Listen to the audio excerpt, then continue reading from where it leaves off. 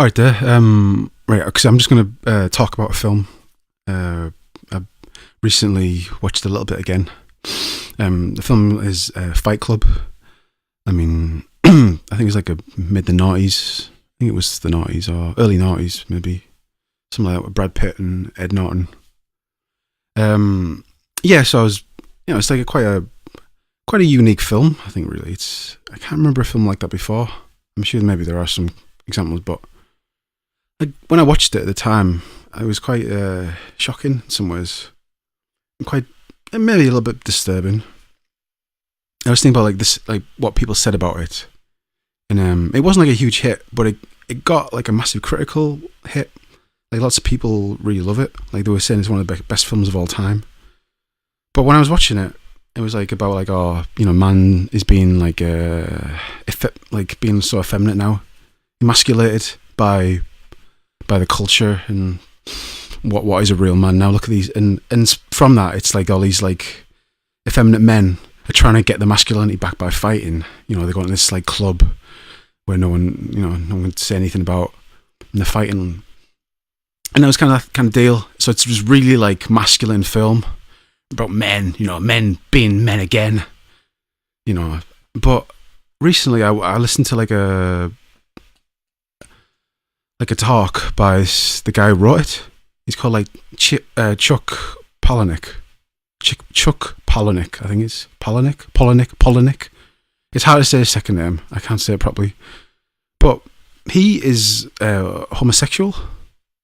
And like he wrote the book, and I don't know why, but that really, I didn't think. I was wow, he's gay. That's such like a masculine film. I just never associated it with like a gay guy writing that. But when I think about it though, I watched the scene again a few days ago, and there's a scene where they're fighting. Like there's two guys, like one guy on top of each other, and the guy's like really smashing his face into the ground. And the guy who's getting his face smashed in is like he's just covered in blood, and then he taps out, he submits, he's like stop, but the way he says stop, it's like total euphoria, like he's smiling, he's beaming as he gets up, and I suppose we were meant to say that it's his repression, from like not being a man. Now he's a man, he feels like a man, but I'm thinking no, I've been in fights and you never feel like that. When it doesn't matter what you've done, if you're getting your face smashed in, you never feel euphoric when you get up. So what becomes euphoric? And it's obvious, isn't it? It's like, the Fight Club is about being gay. It's the gay experience. Them gays are just having sex. It's like probably quite aggressive.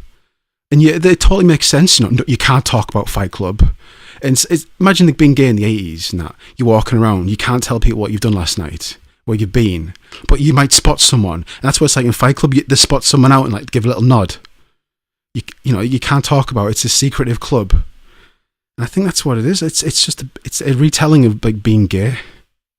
And I can't stop. That's how it is now. It's kind of mad. But as well, maybe it's this.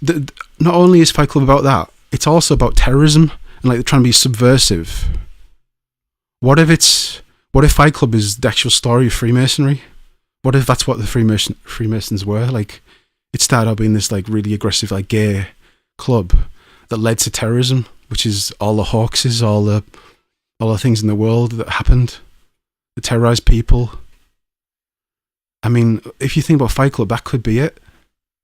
It's totally obvious now. It's all about the gays.